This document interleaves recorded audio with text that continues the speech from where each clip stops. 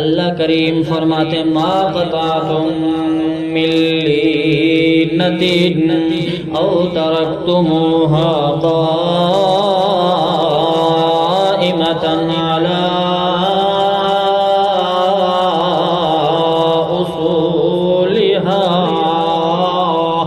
اللہ کریم فرماتے ہیں کہ وہ جو درخت تم نے کاٹے اور وہ جو درخت تم نے نہیں کاٹے ان کو ان کی جڑوں کے اوپر رہنے دیا۔ جب اللہ کے پاک پیغمبر بنو نذیر کی طرف آئے جنگ کرنے کے لیے اور قبیلے کا محاصرہ کیا، اس وقت اللہ کے پاک پیغمبر نے جو سامنے کھجور کے درخت تھے ان کو جو ہے کاٹنے کا حکم دے دیا، جلانے کا حکم دے دیا۔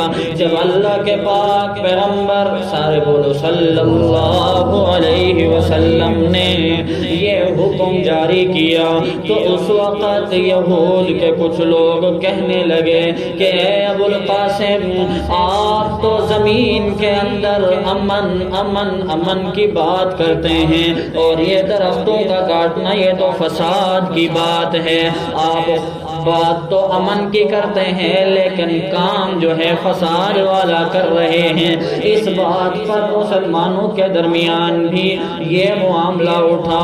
کچھ لوگ کہنے لگے کہ جی بالکل درخت نہیں کاٹنا چاہیے تاکہ کل کو جب ہم جنگ جیت جائیں گے تو یہ ہم مسلمانوں کو ہی مالے غنیمت میں مل جائیں گے۔ اور کچھ مسلمانوں نے جو ہے یہ کہا کہ جب اللہ کے پاک پیغمبر کا حکم آ گیا تو اس وقت ہمیں اس کی فرما برداری کے اندر حکم کی تعمیل کے اندر کاٹ بھی دینا چاہیے اور جلا بھی دینا چاہیے۔ تو جب ان یہودیوں نے اس طرح کی بات کی تھی کہ آپ بات تو امن کی کرتے ہیں لیکن یہ درختوں کو کاٹنا جلانا یہ کام جو ہے فساد والا کام ہے، تو اس پر اللہ کے پاک پیغمبر محمد رسول اللہ کو پریشانی ہوئی۔ جب اللہ کے پاک پیغمبر کو پریشانی ہوئی تو ادھر سے اللہ کریم نے ارشاد فرمایا او جبرائیل، فرمایا جی رب جلیل، فرمایا جا میرا پاک پیغمبر فرش پر پریشان ہو رہا ہے، کافروں کی باتوں کے اوپر یہودیوں کی باتوں کے اوپر جا کر کے قرآن لے جاؤ، میرے پاک پیغمبر کو تسلی دے دو۔ کیا تسلی؟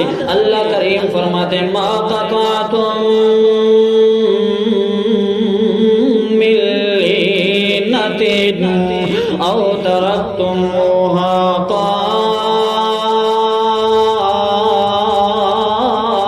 قائمۃ علی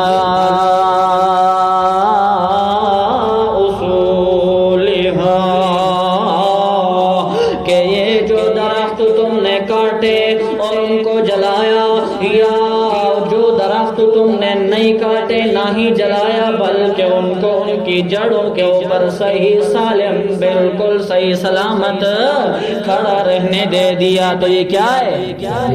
فَبِإِذْنِ اللَّهِ،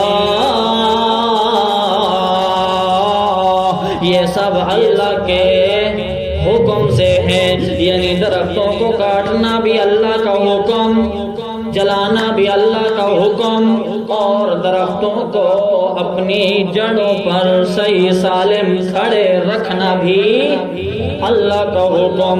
اور یہ جو حکم اللہ کریم نے دیا کیوں؟ وَلْيُخْزِيَ الْفَاسِقِينَ، اور اس لیے تاکہ اللہ ان فاسقین کو، ان یہودیوں کو، ان مشرکین کو اللہ ذلیل اور رسوا کر دے۔ کیسے؟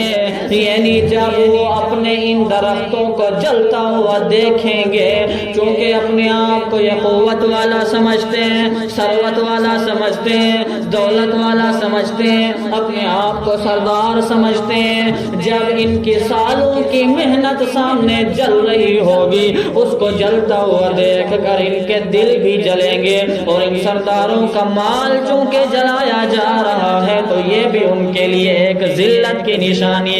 تو اللہ کریم نے فرمایا درختوں کو کاٹنا بھی اللہ کا حکم، ان کو اپنی جڑوں پر باقی رکھنا بھی اللہ کا حکم۔ اور اس طرح کی جو یہ بات کر رہے ہیں اللہ کے پاک پیغمبر کو کہ آپ بات تو امن کی کرتے ہیں لیکن کام یہ جو ہے یہ فساد والا ہے، اللہ کریم فرماتے ہیں یہ فساد والا نہیں بلکہ فبإذن اللہ،